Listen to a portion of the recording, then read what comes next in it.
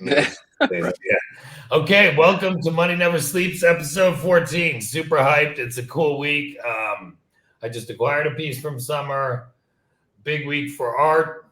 A little bit of a crazy morning for me. I'm a single parent of 4 kids, and I was in urgent care until like 20 minutes ago. So, everyone, we're excited to have you, and we're going to turn it over to Di today to open it up, mix it up a little bit.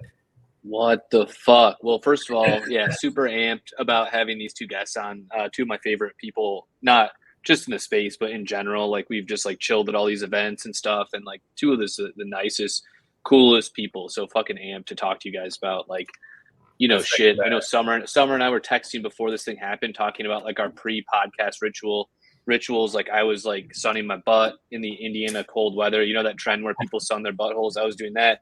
She was on like an ayahuasca retreat, I think 5 minutes before this, just doing the thing. But yeah, thank you guys for coming on. Like, I wanted to start off. It's funny. I wanted to start off kind of by talking about the, cause like it was funny. POSTWOOK was posting her newest piece on Twitter before this thing started, it's a super dope piece. So like, it looks incredible. I wanted to talk to you guys about like the, what your feelings are about like the kind of like burden that we feel, because it's like, that tweet like had to go out. You were like planning on like revealing that at a certain time, right? Like, I wanted to talk to you about like the burden that we all kind of feel for posting and being like present and being like perpetually active and feeding this fucking like absolutely unstoppable machine that seems to be bleeding us out on a daily basis. And if you feel the same way about that, like perception of things, or if you're glad to shovel in, flesh and skin into it and just let it do its thing. What? It's a complicated question, but like, I just, do you feel like, did you feel like this, like some burden to get that piece out, like, at this exact time, like right before the pod, or like, do you have like, do you have things that you feel like that have to be posted in order to like, maintain the relevance that we kind of like desperately seek instead of being like tanked by the fucking, algorithm and stuff? I think that strategically, I mean, I posted right before this because I knew people would be watching this, and then it's like they would be like, they'd click on it and be like, oh, cool. So I did that on purpose. Yeah. And then I was also like, it's already 11. I just have to post this. Like, and I was talking to my dad right before this. So like, I was going to post it then, but then he started going off about the moon, and I was like, all right, I just have to listen to this now. So yeah, if you think I'm weird about like lunar and like solar eclipses and shit, like he's even crazier about it. So like he was like, the moon is really weird, talking about like all this shit, and I was like, okay, whatever. But so I was just like, I just have to get this done. But one of the things I really want to implement, and I think like the other part of your question is like scheduling more posts. Like the more I'm realizing, like I think a lot of artists schedule their GM posts. I don't think there's anything wrong with it. Like I think that I would like benefit from like scheduling something and not schedule. Yeah, because schedule shit. When it comes to threads, I don't know how well they schedule. So that's like the one thing. I don't think you actually can on Twitter schedule a thread. It doesn't come up. The time thing doesn't come up. I know on Adobe Express, you can schedule tweets, but I don't know if you can schedule threads. But if you can, I'll check into that. That would be sick because then you could just, So that to me is like the biggest thing. When it comes to like the relevancy bit, I've been doing this for so long that like for me it's like compulsive to just be like I have to post today. It's like I don't like think about it. Like I know people like I hate that I post every day on Twitter. I'm like, this is my job. Yeah. Like I signed up for this. That's kind of how I feel. It's just like as an artist, like I signed up for having to post on the social medias. Like I have tools to make it easier, like scheduling. I schedule a lot of shit on Adobe Express, like for real. But like to me, that's just part of my job. I just have to do it. So like, I don't really like sit here and like worry about it. I've just accepted it. Right. Yeah. Just succumb to it. Right. Which I think we all eventually do. Yeah. I mean, yeah. I've also noticed, Natasha, that you're like really good at being present online with people in a way that's makes people feel seen, and you like notice what's going on, and you have, your finger on the pulse of the space and outside of the space in other art realms, and you're just really good at like seeing things and keeping tabs and like being really present. And for me, that's I really admire that in you, because for me that's actually like the hardest part is like I tend to be a person who's like very present in person, And to an extent that it's like hard for me to be present online and to like be aware of what's going on, because it's hard for me to like split myself in those worlds. And then the posting does become very complicated for me, where it like has this anxiety feeling, because I'm like, I don't have any idea what's going on Twitter today. I can't meme my way out of this situation. Right. Then I just have to like put out something that's like painfully vulnerable. A lot of times that has to do with like my art, just like posting some sad Tumblr-esque like caption with, you know, these images, and just being like sheerly authentic is like how I have to exist in my online world, because I don't have anything else to like tether to or to like be absolutely. We talked about that summer when we spoke. For me, I find until like November of last year, I never even looked at analytics. I just feel, for me, I like post, I definitely feel the weight die when I have an idea in my head that feels like I need to get it out. And if I start typing it, like, I don't want anyone interrupting me. I don't want anything. For whatever reason, for me, and I know Summer, you were saying about like, you don't know what's going on Twitter, because I kind of like live and breathe 24/7 on like just this shit and talking, even if I'm on phone, like, you know, I find for me, I don't feel pressure to do it, but it feels like where my people are and where I'm hanging out. So there's a certain joy first and engaging. I didn't look at the analytics and still don't like to, because I just want to post whatever the fuck I want. Like whatever the fuck I want, whenever the fuck I want, even if it's not good for the whatever. Like I used to change my PFP all the time for shits and giggles, which, you know, you're not supposed to do, or I post about whatever I feel like. And for me, I used to have a very in-depth morning ritual, like particularly when I was going through like challenges, where I'd like wake up, I'd read from 2 dailies, like Stoics Daily and Leo Tolstoy Daily. I would Wim Hof breathing and fucking journaling and all this shit. I find oddly the GM ritual and the engagement with the community, as crazy as this sounds, and like I force myself to like make an art piece every day. And even when I'm in the middle of this shit, like driving to urgent care or whatever, I somehow find it like an anchoring part of the day in a way. Like one of the challenges, Summer and I talked about this at length when we chatted recently, is like until this world, I always felt like an alien a bit, you know, like I come along professionally, thankfully, personally a little more challenged, but I like got along great and easy with people, but I never felt like, yo, I'm with my people. And here, part of the joy is when the other shit's bothering me, I kind of like to engage, because I'm like, these motherfuckers get it. So it's a complex thing. And I think, like many things, if you start viewing it as like, okay, there's some people I feel who view Twitter as like, okay, I'm trying to maximize my followers, and I am going to partake in activities that are geared towards maximizing followers. Whereas for me, Twitter is like, yo, this dope platform where I can just like talk about whatever I fucking feel like that matters. And if you fuck with it, cool. And if you don't, like, cool. Yeah. Well, it's funny that you mentioned like this, because there is like a certain spirituality aspect to like our group. Well, yeah, like, I mean, just the overall, like, I mean, I kind of am getting sick of the word community. Like, I like to think of the entirety of us as this like organism, and we're all just legs on this fucking thing. But it's an interesting like spirituality point is super interesting, and it's funny because I think we're on with like who I view as two people who are like very spiritual in some ways. Like, I mean, like in terms of with like, and I would love to talk to you guys.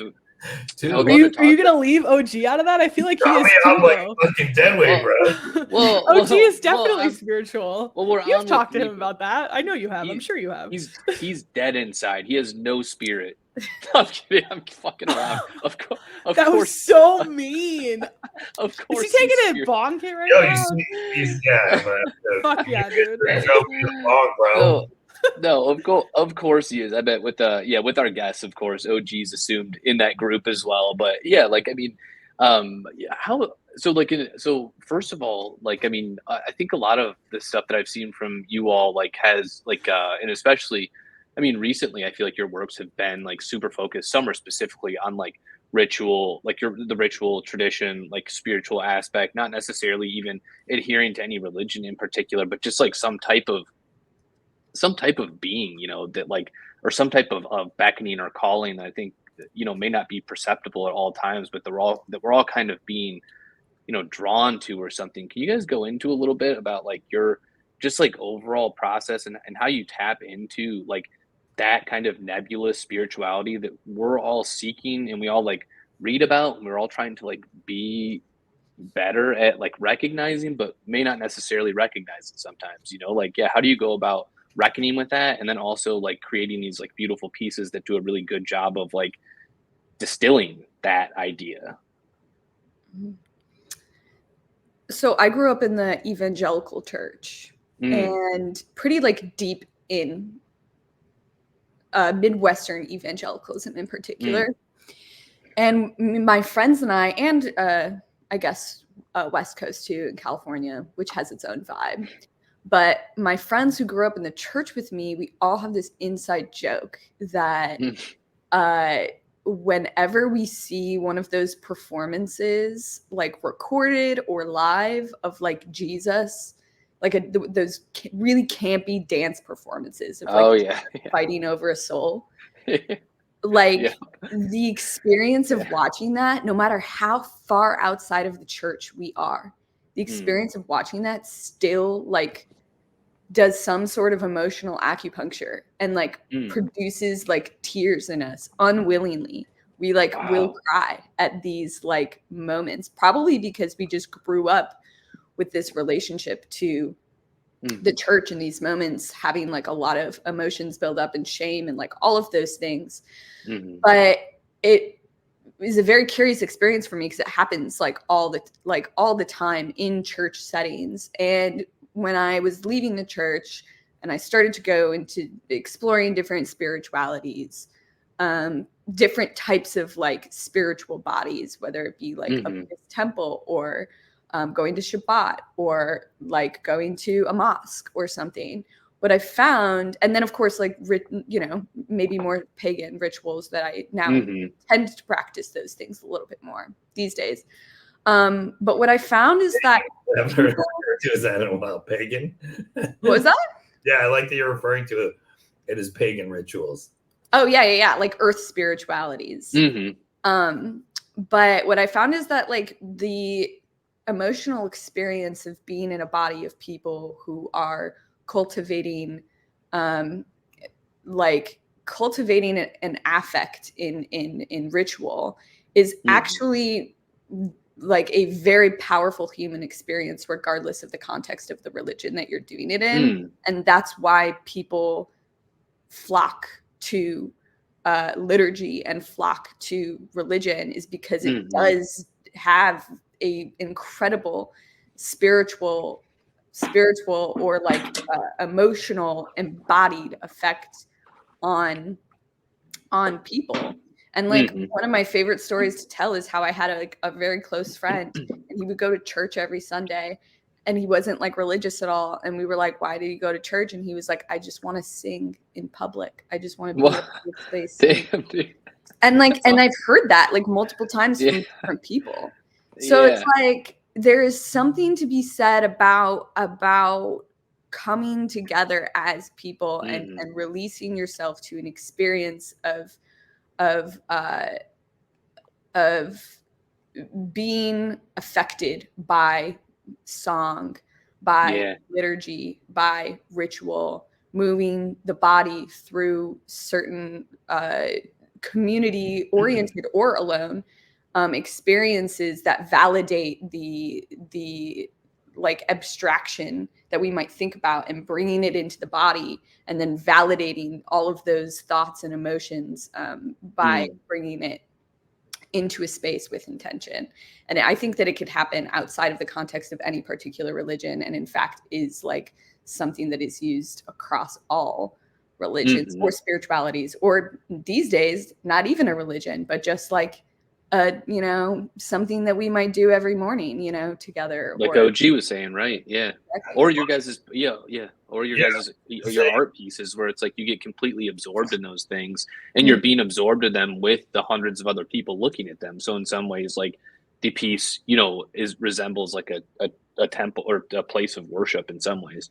Exactly. And I do try to bring out those thoughts in my work, like with Chemical Baptism, I think is a good example. Like there's this kind of religious air to the work, but it also has this very like post-religious feeling to it, where you have the phones and you have this like post-industrial landscape, this like oil imagery or abandoned oil plant imagery, and just kind of like taking the religious experience out of the context of the church and bringing it into these new ideas of like what we consider to be cultural dogma. Yeah, if that makes sense. It does. Yeah. Well, I think like for me, for a lot of years, just defining what soul was or what spirituality means was a big challenge. And I think, you know, we have our head, our heart, and our soul, and those are the three ways we interact with like people in the universe. And for me, it took a lot of years, but there's two aspects of spirituality, which you touched on, Summer. To me, there's this, it's very hard. Look, the head works in words, the emotions work like when you feel these feelings. Soul to me is a sense of belonging, not feeling like you're part of something larger than yourself. And it's not words that let you feel that way. And the soul doesn't communicate in words. That's why when you read like religious texts across many different religions, they're used like allegory and a variety of other tools, because you can't say in words to the soul. It doesn't speak like that. It speaks in terms of connection. And so there's two aspects that religion for many people feel are spirituality. One, which is super important, is helping you feel your place in the universe. But the other is the rituals around that. And so I think what Summer and what you were touching on is the church itself provides those rituals for people, but there's a spiritual element in art, and art has always been a critical part of spirituality. Look at in fact, most beautiful art until the last 200 years was all from religion. I mean, it was all, you know, it was like at the heart of it was like patrons. I mean, there was like portraits and so on, but think of all the brilliant architecture and churches and things built to celebrate. So I think this feeling of belonging, not to die, what do you think of telephone poles? I'm going to hit you next, but not to overstate it. But I think like art is words communicate in words. That's why even GIFs and emojis are so powerful. Art is the ultimate expression, in my opinion, of you can't, when you're connected spiritually and you want to share with somebody else, art to me is maybe the best. Art or song are the two best ways rather than just words. So I think that's how I do think, because I was like, why the fuck am I not so focused on these spiritual practices? And in a way, I feel the most at peace in the daily spiritual dance of connecting with artists and collecting art and looking at what these images that people value and why they resonate and how that's changed. And then what social structures have emerged around that. So thanks. Yeah, we should. Yeah. Post. What do you got? Yeah, it does for sure. What was the question? Just like in terms of like, yeah, right. It was a long one. Well, I think just like where do you find, because like I feel the same thing when I look at a lot of your pieces where like it's this kind of almost indiscernible feeling of being absorbed into like a different world that kind of you've created, right? Like there's like these like really like kind of sometimes desolate landscapes or very like spatial or, you know, just very like consuming pieces. And so like I think that like do you practice in the same way like with because it seems like a lot of your stuff has, you know, like spatial themes, and like so do you find like yourself like delving into some of that similar like spirituality is like a draw for like inspiration for a lot of these pieces like Summer had talked about? Or yeah, where do you find yourself like going to for inspiration, and how do you go about creating these pieces that are so absorbing and like consuming in their own like little world? When I was 13, I got arrested for alcohol poisoning because I drank an entire bottle of Smirnoff. Shortly after that, I started like dabbling in drugs. I was sober for a little bit and then got back on, and then I got sober at 21. When I was 20, my roommate found me face up, choking on my vomit. Like I was about to die. When I got sober in August of 2016, like I needed a solution to something. And I feel like I say all that, like, and I come in kind of hot with it to say that like I had to find God. I had to find spirit, whatever you want to say, like, or I was going to die. One of my like best friends in this space and pretty much outside of this space is Buna. And like, we were literally just talking about this and how like, it's interesting how like you kind of have to if you're someone like me, you have to like find like the brink of death to like find the realm of the spirit. Because otherwise, you're not going to do it. Like, I know so many people, they're like, yeah, my life is fine. Why would I change? Everything's good. You know what I mean? Yeah. Like everything is good. So it's like, why would they do something different when like something is like so apparently wrong? Like you need to change it. That's when like the change comes in. So for me, like, I thought my life was over when I got sober, right? Like I was like, I turned 21, had 5 months of like legal drinking and then like gone, you know? So it's just like, I thought my entire life was over. And then I realized very quickly that like my life had just began. And I've learned so much from the like 7.5 years, right? And I think that like the biggest thing that I've come to realize from that inception point is that like there was no further down. I mean, I probably could have gotten further down, but like that was like the best place to rebuild from. I had no adult life. I don't know what a Negroni tastes like. I don't know what an espresso martini tastes like. I didn't have any fucking money for shit like that. You know what I mean? So I had no like adult life to compare this stuff to. So for me, it was just like, let's build from the rock bottom up. And I say all that to say, like, I started making art when I had about 2 years sober. And I was talking with someone who is extremely close to me. And she stopped me and she was like, hey, you need to look at why you feel this way about art and why you feel this way about artists. There's something about art that you need to look into. And I was like, I want to be a lawyer. What the fuck are you talking about? And like, she was just like, no. There's something you need to look into when it comes to art. And I was working a job around that time where my boss's aunt, who she was very close with, we worked out of her house a little bit. She was an art like collector and like curator. And sure, her house was just phenomenal. And something like broke in me right around that time. It was like a seed was planted and it was like, you need to be more artistic. And then like, it felt like this pressure point and it was just like boiling over. And then it finally snapped like a few months later. And I was just like, I have to do this. Like I have to make something. And I don't feel like I make art because I like want to. I feel like I make art because I need to. Like I've kind of hit this point now where it's like, if I don't like express myself, like we're talking about earlier, like I believe that art is like when we talk about like Maslow's like hierarchy of needs, like the self-actualization that's at the top. Like I believe that humans make art because we have the ability to have that self-actualization. And like, to me, it's like, I think that part of my like purpose on earth is literally to like express myself in this way. And like, it's funny you say that it's so like all encompassing because I feel like that's how I am as a person too. Like I feel like when like I'm intense. Like I can't fucking change it. It's just who I am. Whatever. But like I think that part of it is like I like feel that way, you know, like I can like not like rile up a room, but like I can make like conversations sound like music, right? Like I have like this way of like getting people together and like making like things just very like exciting.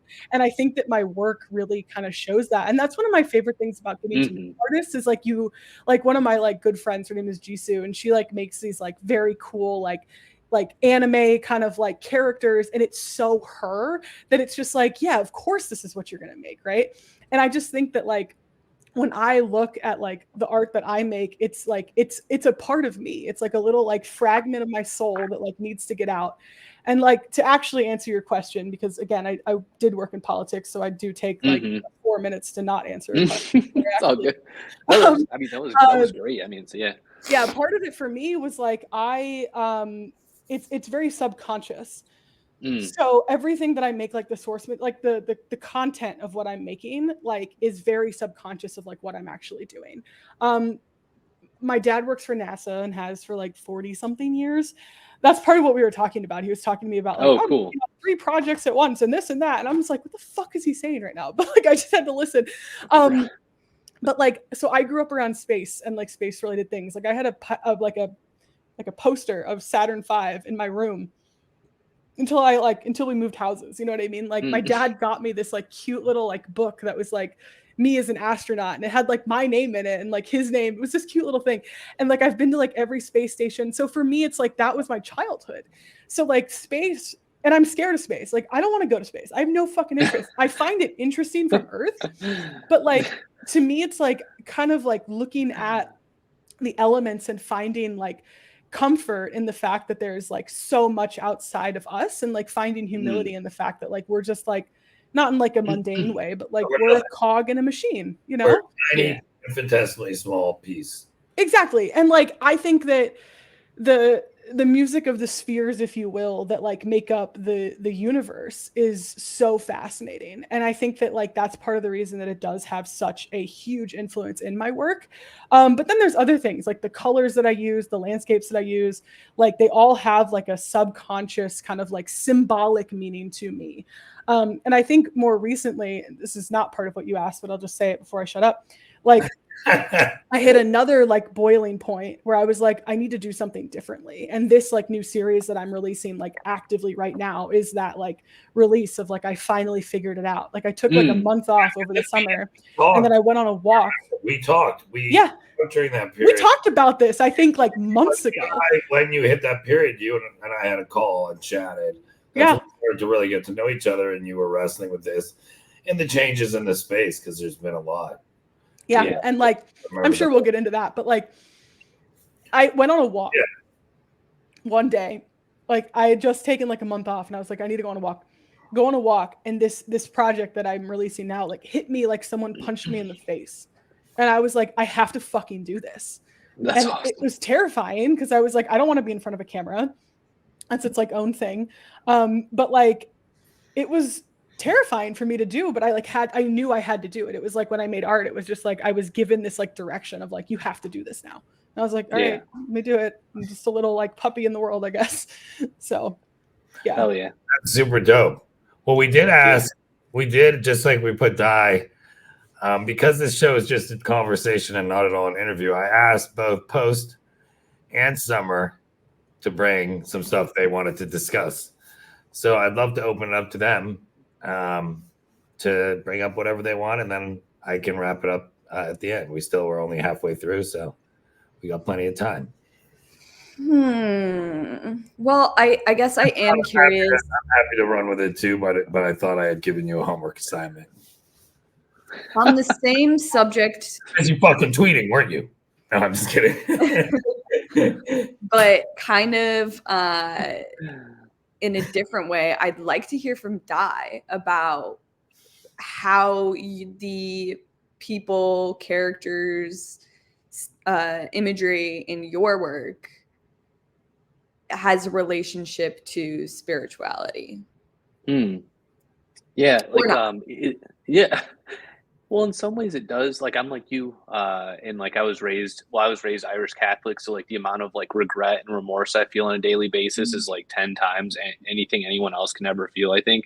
From just like you're taught to just be like remorseful and feel guilty for everything you do. So like we've talked, I think I've told you this, like in second grade, this teacher was like, every time you sin, you're putting another nail in Jesus on the cross. And that's just it. And I was just like, what? I came home crying to my mom, like, what does it even mean? You know, like I'm like hammering nails into Jesus. Like, what is this? Like, I think I killed a spider that night, and I was like really crying my ass off because it was like a sin to do that. And then I was thinking about that, like I just hammered nails into this dude's hands and feet, who did nothing to me, and it like really fucked me up pretty bad. But like, so in a lot of ways, like I look at similar to you in Post, where it's like this thing.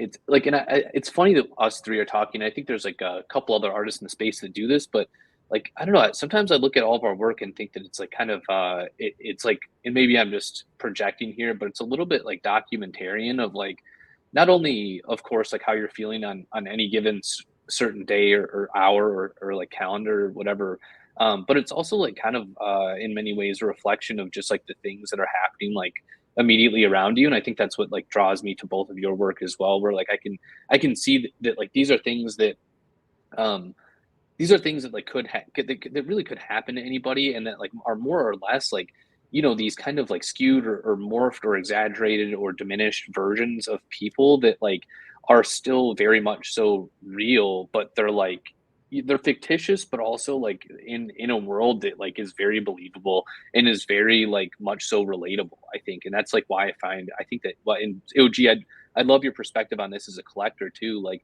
do you see that in their work as well? Like there's like this, there's this certain thing that I think you know, people always the horrific, you know, platitude of like storytelling NFT, like Summer and Post are releasing a 10K storytelling NFT. Let's go. No, but but they like actually are, yeah, right.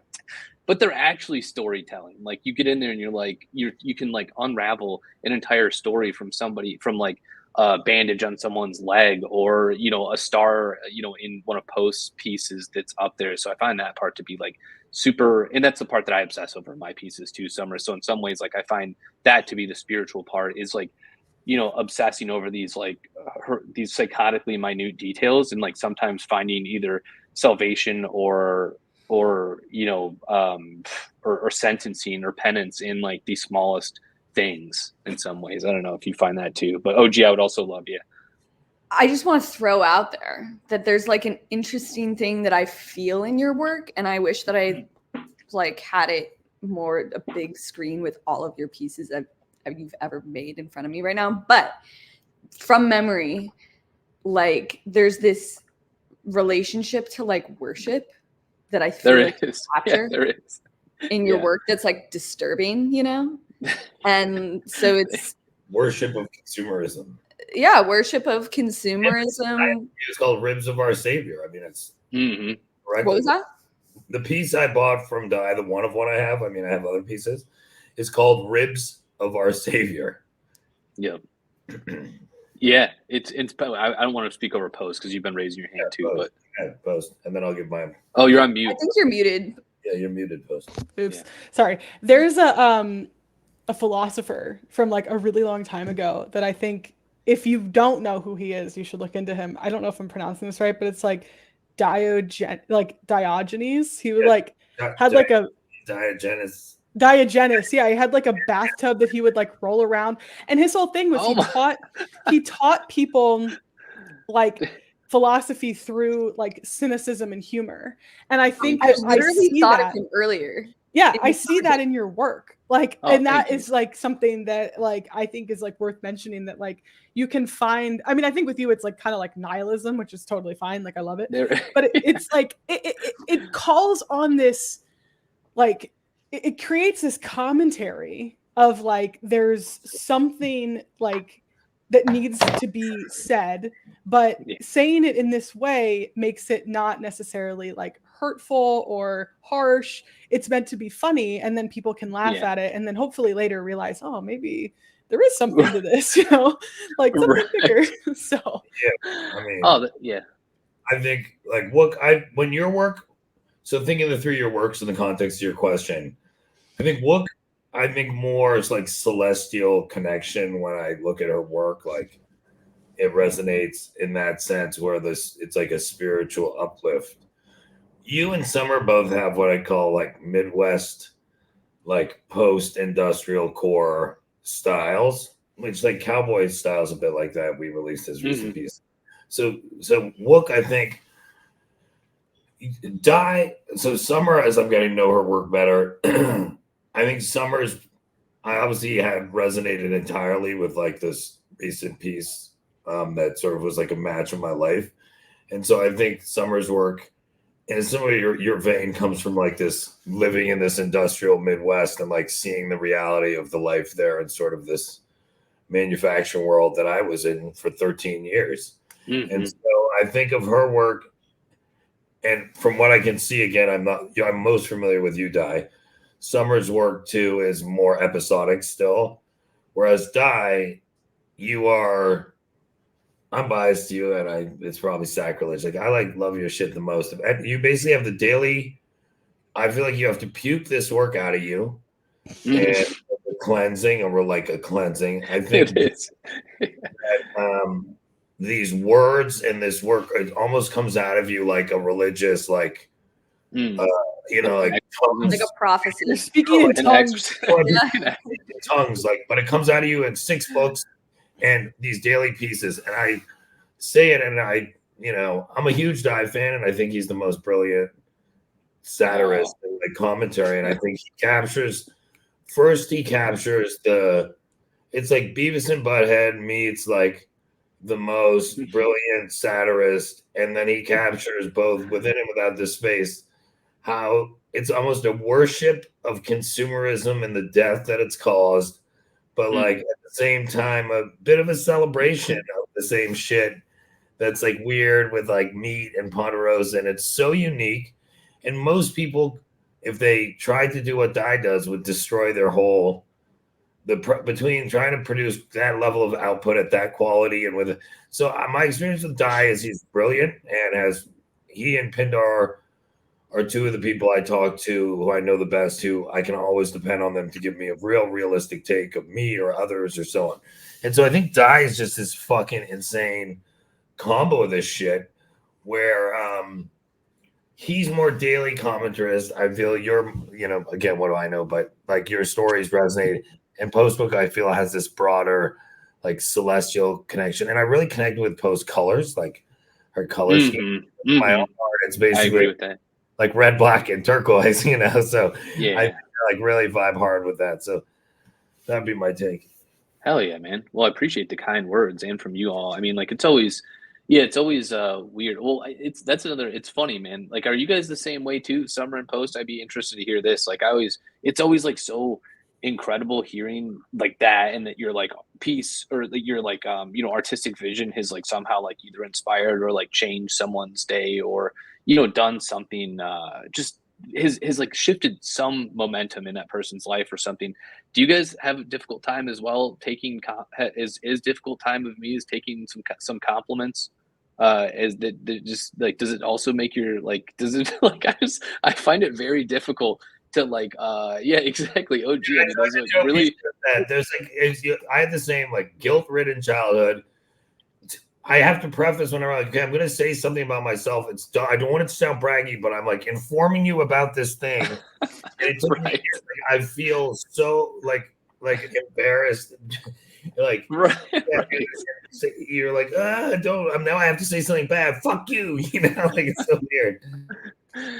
Do you guys experience that too? Like, I don't know. I definitely do. Sure. And I think that like recently I don't even know, maybe I saw this on the internet somewhere in some sort of slide post, but like my gratitude anxiety is actually more egotistical than is just receiving the compliment. So the grat is more ego. Oh, I got you. Right. So, like me having anxiety and constantly trying to deflect is like me just like constantly worried about my own experience versus like for sure just accepting it and allowing the moment to pass is like the healthiest way to deal with it, because it's also, somebody expressing how much the work means to them is just as much for them as it is for you.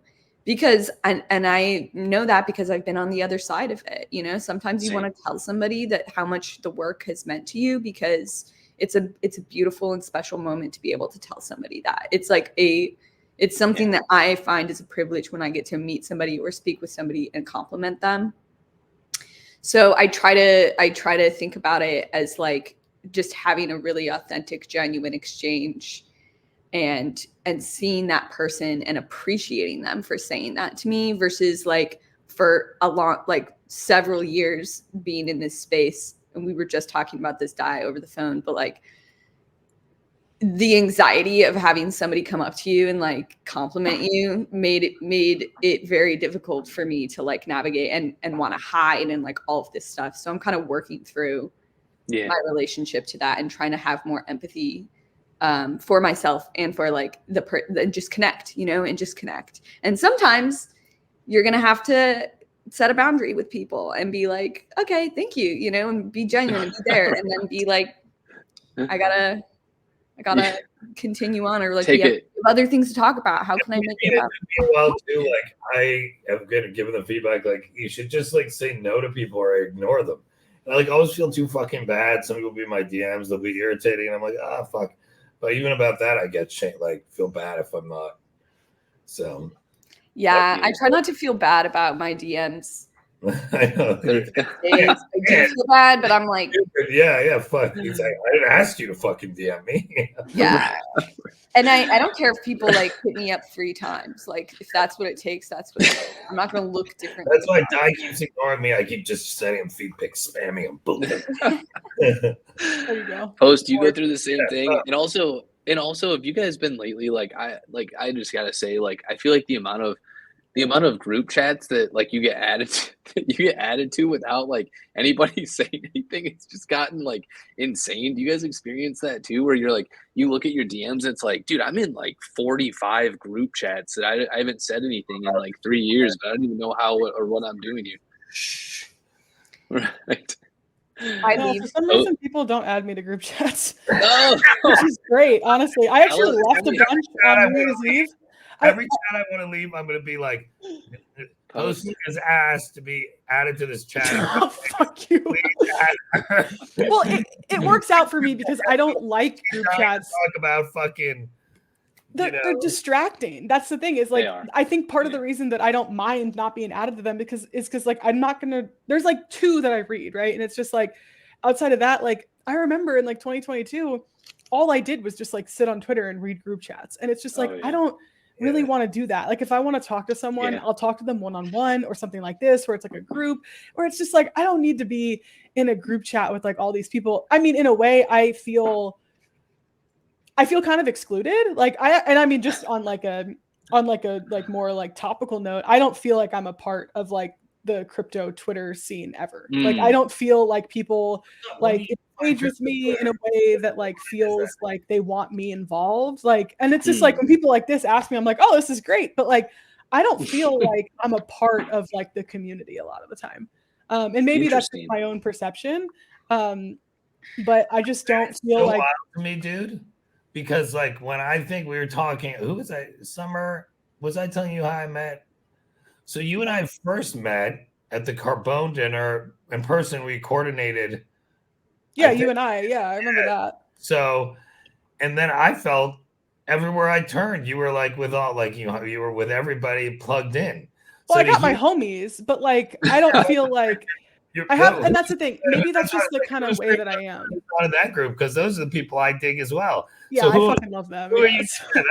That's our people. I don't know. Like, not connected. Like we don't have a group chat. That's what I'm saying. Like we all just talk to each other like individually. No, we don't have a group chat. We do have a group chat actually for this episode. Well, for this one, yeah. But it's just like I just feel like our forever, never-ending group chat. Come in GM every day till we die. But that's the thing. It's like I feel like a lot of the group chats I get added to, they just turn into like people posting their like links to their tweets, and I'm just like, I don't want to engage with this, so I just left. Hell, links to tweets, shilling. The problem I think is on Twitter when you leave a group chat, it makes a big announcement about it. Like it's so awkward. Fuck your job, because honestly, if you could just like sneak out quietly, like ghosting in a bar, like Telegram, it'd totally be a ghost feature. Like. Yeah. If I can set up a chat, like I don't want someone because you can't not see it and it looks like a big statement. So then if you're gonna leave, you feel like you have to make a statement about why you're leaving. And I did. Oh yeah.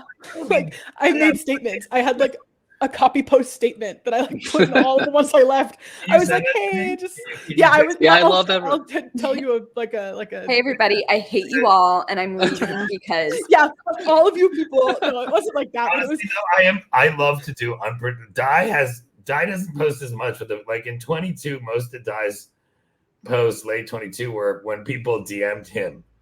And his responses are fucking the best. I'm going to just either steal it, but it's inspired me. I, all the time, even when I'm first meeting somebody, will sort of like, not inappropriate, but just do something like totally like random and unexpected, response that they're like, what the fuck is this dude doing? Die is fucking craziest on that. So I'll take your response and I'm going to cut and paste some die. Our resident Diogenes. I know. Well, I'm losing my mind because this dude is like so my vibe, man. He like, dude. First of all, I'm a huge bath person, and like, look at this. He's just always chill. He's just always chilling in this.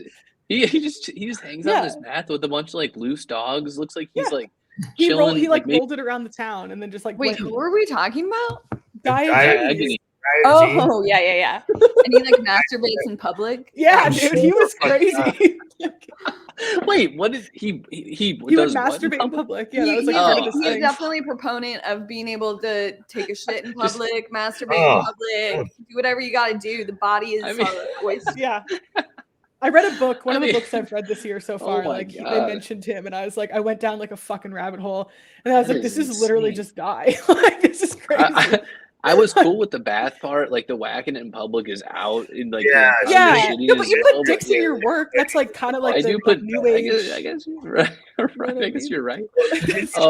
She thought of you when she thought of people want to shit in public. Exactly. Right. That's what everyone. That's so funny, dude. Yeah. Post. I don't want to put you on the spot. Put me on the spot. Yeah. What do you want to talk about? Art market. You gotta come in with a super hot take that just infuriates the. Well, actually, okay, I'll talk about that a little bit. My hot take is I don't feel like I have hot takes. I feel like I'm just a woman speaking, and I feel like it makes people uncomfortable. No, I'm serious. Like, I don't think that anything I say. Let's talk about that. Like, I don't think anything I say is like that outrageous. Like, I think that I'm just like, people aren't used to like hearing artists, because one thing the conversation kind of moved, but like, I don't feel weird accepting compliments because I did a lot of fucking work on that. So like, I take it and I'm like, thank you. Like, not in like a like cocky way, but it's like, thank you. Like, I like my work. I know it's good. I appreciate when someone else likes it. And to me, it's not about me anymore. It's about them. And I want to hear what they have to say. When people come up to me in public and they're like, oh shit, are you POSTWOOK? I'm like, yes. And then they're like, I love it. And the first thing I ask them when they go on their list is like, how is your day going? How are you? Because I want to then talk to someone who felt inspired by me. You know what I mean? Like, I want to know these people. And it becomes bigger than me. So it's like, I like Beyonce when it comes to like a role model for confidence, because she's someone who like, she knows that she's fucking awesome, but people, I mean, she has a song called Bossy, right? Like, people think that she's bossy, but is she bossy or is she just the boss? You know what I mean? And she's like, I don't love her. Like, I don't hate it or anything, but it's just not my thing.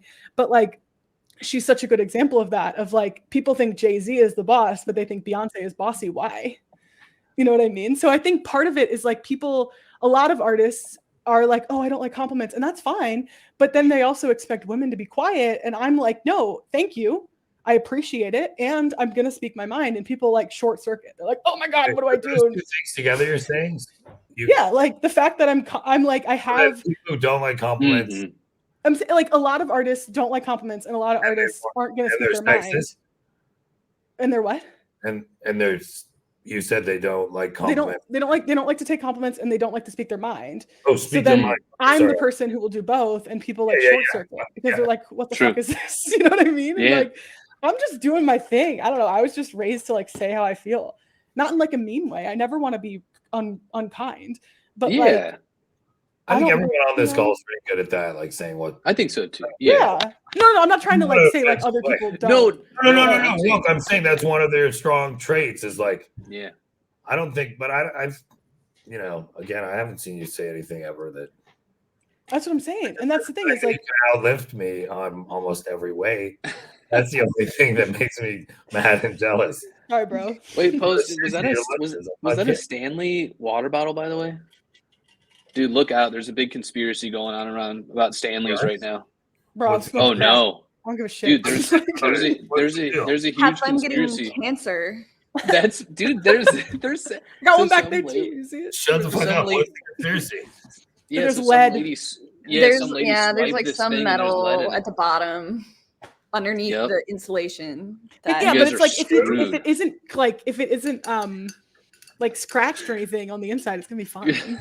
But it's just like most of our walls probably have like asbestos in them. You know what I mean? Probably. Who cares? Yeah. It'll be fine. Who cares? It'll be fine. In 9/11, I breathed in that shit in New York for 6 months. Yeah, I lived 1.25 miles away from ground zero. I was there on 9/11 in Manhattan. Oh my God, man. Within one day, the air filters stopped working. So I was just breathing that shit. What? Yeah. Dude, that is horrific. That's the real terrorist attack. No, I'm joking. God, dude. The long-standing terrorist attack is giving it is, seriously. I remember I brought that up on an episode, and somebody's like, I wasn't even born. That's wild. Holy shit. Yeah, I lived McDougal Houston. Actually, Post, we're like a block from where we hung out, 2 blocks. Oh, yeah? Like right over there? Yeah, I lived on like McDougal and Houston. I booked my hotel for New York, and I'm staying in the same place that I stayed last year, and I stayed like a few weeks ago because it's become my favorite hotel. Nice. My New York. I just booked Paris, so I have to wait till next month so that I can afford to pay. Right. Yeah. Paris ain't, yeah. So. Yeah. Well, I'm stoked to see everybody, man. Or Summer, are you going to New York too? Yeah. Anyone nice. No, we are. I guess I could say this. Not many people. I mean, I guess I'm not surprised. It's like international, but we are touring our dream wedding venue that weekend. Ooh, nice. We have the date held, so hopefully it works out. But that is awesome, dude. That's exciting. Are you deep in? What's you guys got to get the stretch H3 Hummer with like the then roll up to the wedding high school prom style, like where he's wearing the white top hat, white tuxedo. Yeah. Oh my God. I definitely, it's on a golf course, so that's like the one thing that's kind of fun. That's cool. Sick. Yeah, it's gonna be cold as shit in February, but whatever. Yeah. You gotta mint the experience, dude, and sell it. Well, I thought about making it like phones, like no phones, when I was talking to Deez, and he was like, wait, when is it going to be? And I was like, oh, 2025. He's like, you have to let us have phones at the reception at least. Like, it's going to be fucking bull market. And I was like, okay, that's actually a really good point. Okay, right. So that people can use their phone during the reception. Yeah. Bull market. What do you guys think of the current art market before we wrap up? Oh. I mean, we've seen some crazy shit. Good, I think. Good, positive lately. What do you guys think?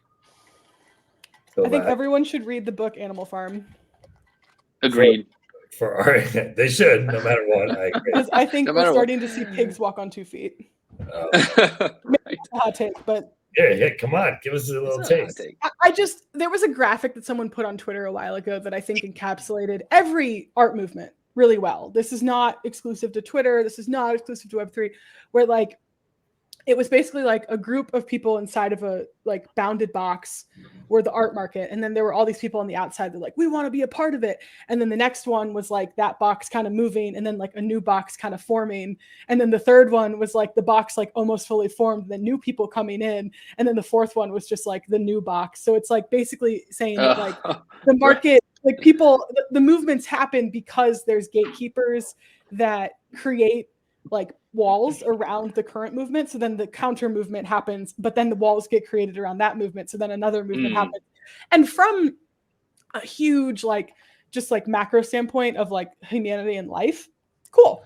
That's how life happens. But like the rhetoric of this space trying to be so different is like, it's just like Animal Farm of just like, we're going to overthrow the farmers. We're going to do it differently. Oh, but the pigs are superior.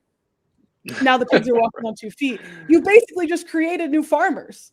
But I mean, you understand maybe something like what in practice. So you think there was a bunch of people celebrated. They're no longer celebrated. There's now a new group who's celebrated. It's less of that and more like the way that like, I don't care about like that. That's not what I mean. Because I think that like, you know, people change and values change and everything else. Like you look at musicians and like the top 100 Billboard from like 5 years ago to now, it's like, it's going to shift, you know, that's just how it works. But I think like when I think of like the way that people talked about NFTs on Clubhouse and they were like, this is fucking cyberpunk. It's permissionless. It's dope. And it's like, now it's like, if you want to mint something like on a platform, you need to be curated. You know what I mean? It's like, that's not permissionless. You need permission. Like that's directly permission. Or like, you know, if you want to succeed beyond like a certain level, I know we've had like these conversations about like the cabal, but it's just like, you need people to co-sign you, not a cabal, but you need people that like, and there's also been the conversation of like, how's that different than like, you would take medieval all the way historic art, like in contemporary art, 100 artists and 4 galleries could go to 3 others. In the history of digital art, that's publicly available data, the top 100 artists and collectors are still the big part of the market. So I think it's been a reality. Look, art is a luxury in a way, you know, not to. I think you need to reframe what you're saying is right, and I think what I'm saying is right. We're just saying we're talking about different things right now. I understand. Yeah. When it comes to trad art, you're totally correct. But I think that like the argument that a lot of people made when like NFTs first became popular was this is not trad art. We do not care about your galleries. We do not want your institutions. Like I want, you know, I want a direct relationship between the collector and the artist. I don't want a middleman, but now we have middlemen. Now we have curators. And I don't think that's necessarily a bad thing. Like I'm literally flying to a gallery tomorrow to showcase my work that a curator put me in, right? So it's like that stuff does happen. But it's like for a space that 2 years ago, 3 years ago was so big about like, we are going to do this differently. Now it feels like there's a lot of the same happening.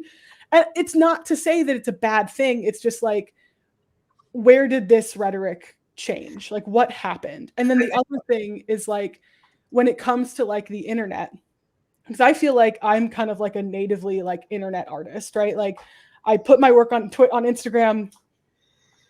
I blinked a few times, made a living, became a full-time artist, have 600,000 followers, right? Like I put a piece up and people enjoy it and they buy it. I make rent, right? When I have to sell a one-of-one, I have to talk to people. I have to figure out, I have to have a story. I have to do this. And it's like, to me, that's permission. Like I need permission to do something where like, I feel like selling $30 prints to 300 people, like that is not as that's permissionless to me, at least. I don't know if that makes like any sense, but I think that like that's kind of the point that I'm trying to make. It's like, yes, when we look at trad art, like we are on par, but like that's not what I expected NFTs to become.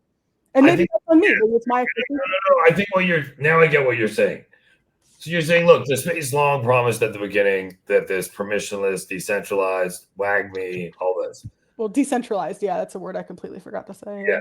So I think what's happened though is that first year, like all new markets, even more, you had COVID, motherfuckers sitting at home, stimulus checks, Top Shop brought every motherfucker in the game, and you could mint anything, and it was a double. And so it did feel at that time that anybody can make it. And so I do think I think you're totally correct. And the explanation is that was like this unique time. And anyone who has art they sold in 2021 or earlier, I'm like, in my opinion, those prices are not relevant in the sense that we were in. And I'm old, like we talked about. So I saw it in 99. I remember this with internet companies. I saw it with home building companies. I saw it. There was time across the board with multiple times. That You're first standing up. I'll stand up. Hold on. Let's stand up. It makes it easier. You're standing up. This confrontation. No, I love it. My feet kind of hurt. All fucking day. OG, I gotta drop real quick. I'm sorry, dude. It was awesome talking. I just have a work call. You guys stay on a few more minutes? Looking somewhere? Yeah, my assistant's outside, but I have a minute or two. 2 more minutes, just wrap this up. All right, later, dudes. Good talking. Bud. Peace. You rock. So my views just quickly is I agree, Post, it promised that. I agree it's not that. Where I jump in is I'm my project, we started with all emerging artists, and I'm trying to find ways to support them. But the reality is, I think what happened is that was a unique period, and many young people without any experience, most people in the space are young people without much experience in business and running, not to be rude, it's just a fact. Like even, most of the people haven't. So I think part of that was just euphoria and I'm sad like you. And I think the bigger question, which I think you're raising too, is how do we ensure? Because look, I believe in curation. I believe like people need help in a space where and I know you've been in curated projects. But I think what you're saying, which we both agree with, is how do we ensure everyone's given a chance? How do we support these upcoming artists? And there's a lot of people trying a lot of stuff. And I would just say I actually am in my project trying like in the next 2 months to do some initiatives to do this exact same thing. But it's very hard because the market itself is moving in a different direction, which is as opposed to where when you came in, there's everybody could sell these pieces and fucking immediate gains to like now it's narrower and narrower group of artists who are taking a bigger, like think in 1 week how much is going to just, not in a bad way, it just shows you the market's like, does these huger and huger projects. Yeah. Even like Summer has a collection. Claire, like Pindar, all artists I love and are incredible.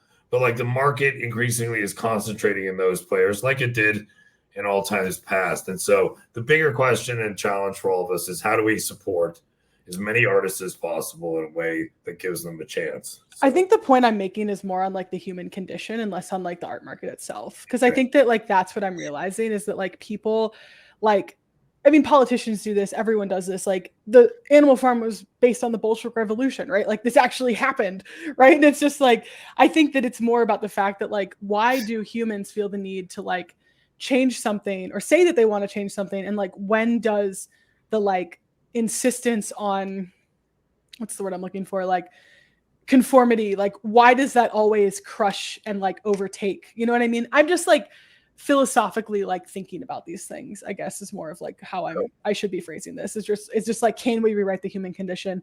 What about the human condition makes things so easily to conform? And like, why does this always keep happening? Like, will we ever actually have like real change? You know what I mean? Like, that's kind of like the point I'm making. It's just like, it just doesn't, I don't know. It just doesn't like feel like different, you know? I feel like this is like the .com boom was. It's like the same. And it's just like, is this just what the universe intends for humanity to be? It's just like a cyclical thing of like ever-changing culture and technology, but like the human condition stays the same. Is this the experiment that like God has in his fishbowl? Like, I don't actually know the answer, but that's what I ponder. Summer, you have a take before we wrap up? I suppose I totally get what you're saying, Natasha, and I think you're right to recognize that people create forms in new spaces that they feel comfortable with. So they're comfortable with a particular form of what has worked in the past, so they're naturally going to gravitate towards creating that structure, like bees creating a honeycomb. So it's like innovation is difficult to achieve, and usually it's going to happen over like a long period of time, but the medium is the message, and the medium is always going to have influence on the form that's created. So I mean, like I think of my own story as an example of how the medium allowed me to, I did not have a career in the art world prior. I didn't even sell prints.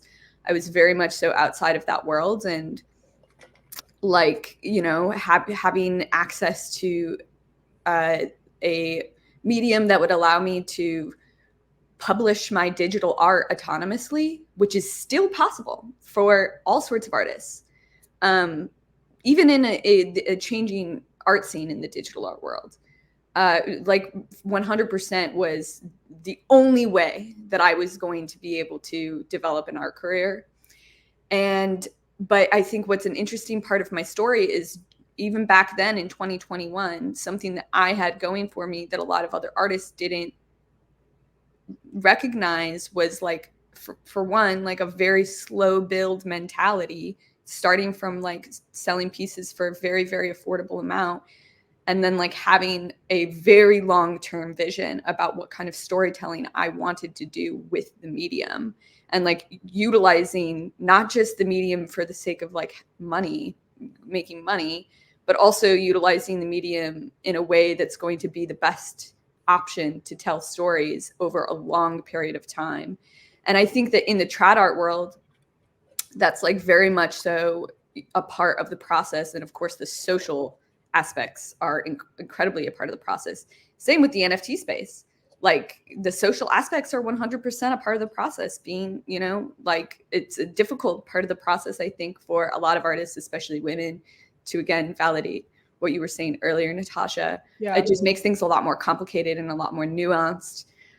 But also, like, you know, in some ways, the different medium, the different form does make it accessible to people in the middle of nowhere, like in the Midwest, like me and Di.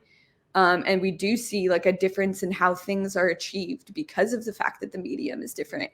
So yes, like we're creating the same form as like what we know as like hive mind humans, but also we're using different building blocks. We're using a different material to like create that thing. So it's going to look different as we build, while also kind of having remnants of the same world. And then of course the art world in crypto is only a fraction of the potentialities of crypto. And like we will hopefully see some really incredible, I mean, we will see like other forms take place that I think are maybe even more in like the concept of like blockchain and crypto is going to be far more influential to creating different forms of interacting than we can like possibly. Yeah, we're like in I'm not a big sports person, but like top of the first, I feel like on that. We're just starting. Look, I know what you're saying. I think there's sometimes I wake up and there's been times when I'm like reading Twitter. I'm like, motherfucking shit, you know, and I feel like almost dismayed at the space and what you were saying. And so I think like, yes, there's a lot bad, but like Summer, and I think like, you say this too, but there are so many brilliant things like Summer said, like you can be an artist in anywhere. You know, I've talked to artists in Indonesia, all over the world. And so this still, despite failing to live up to many promises, I still get really excited. Like, how crazy is it? Like that we're all homies and we like talk through a computer most of the time and see each other a couple times a year. Or how cool is it? I have like real friends and discovered an artist in Indonesia that like there's zero probability, unless it had gone through some big corporate entity, that I would have ever seen any of these people. Well, you could have found them on like Instagram or Twitter. Yeah, I'm just saying. But like, that's the point I'm trying to make is like these things did exist. I don't know. I like don't have time to get into this conversation right now, but more bullish on the stuff. But I get it. Yeah. I think the point too is just like, yes, the community is great. I think that it's great. I think the point I'm trying to make is just like I'm grappling with like watching the human experience like happen. And I think that's just like where I'm at in my life too. Is like I'm just like realizing like, I see why a lot of like 30 or the people hit 30 and it's like move to the country with a whole bunch of chickens, you know? Yeah, like I get it. Like I'm starting to understand. It's you know what I mean? It's just like I understand it. And I think that that's like part of like what I'm seeing too. But it's also the fact, I mean, like one of the things that I'm kind of finding in the space is like people talk to me more about the fact that I fucking deadlift and I make art. I'm like, guys, like I'm in Target. Like I have an agent, I have an assistant literally at my front door right now who wants to come inside and help me. I think because you post about it, it's as a yeah, but I post about my art more. You know what I mean? And that's the thing. It's just like, I just feel like, I don't know. I just feel like there's moments where I just wish like I put the deadlift joke in the tweet. I meant it well. No, I know it's always meant well, but it's just like it's not you. I'm just saying like I feel like when I talk to people, like they're more interested in the fact that I can like pick up a heavy weight than the fact that like you know, like people come up to me randomly in the street because they like my art. I think that that's like way cooler personally. But yeah, I don't know. You know, Di and I had an interesting conversation right before we hopped on this call that I think is a fun way to think about things sometimes, which is we were talking about how like, you know, you might see something happen in the art world and like everybody has their own tastes of what they like in art and so on and so forth. There's there might be a cabal that's like plotting, you know, how to transfer millions of dollars. So let's say some project that doesn't appeal to your tastes makes $2 million. And you're like, what the heck? How did this happen? But like what I love thinking about whenever that might happen is the fact that like people put 13 to $50 million into the shittiest movie you've ever seen in your life. And nobody cares because like relatively that money doesn't really mean anything like compared to the grand scale of everything else that's going on in the world. Money or not money, you know what I mean? Like a lot. It's just relatively so everything happening in our space is so infinitesimally small. It's 20. It absolutely is. That's facts. It's like so it's just like it's a blink, you know. It doesn't really. It matters a lot to us because we're here and it's a small space, but like in the grand scheme of things, you know, it really doesn't. Okay. No, I appreciate it. Well, I love the candid talk. I love the different perspectives and love the two of you. I love your art. And I'm hyped that we got to hang today. Di was a timely drop off. I appreciate you guys hanging a little longer. Anything you want to say before we wrap up? Thanks for having us. Yeah, fun chilling. I love it. Yeah, thanks. It's been really, really fun. And I like where we landed. Lots more conversations to be had. If you forget you were like on a show. Yeah, exactly. Yeah. You can't see anybody. So it's just makes a difference actually, right? Oh, yeah. totally. No, it really does make a difference. Yeah, because you're not like thinking about it. It's just like us hanging. So yeah, exactly. All right, so guys, I'm gonna wrap it up. Thanks. Money Never Sleeps, episode 14. Later. Okay, guys, we're still on for a sec. You can retweet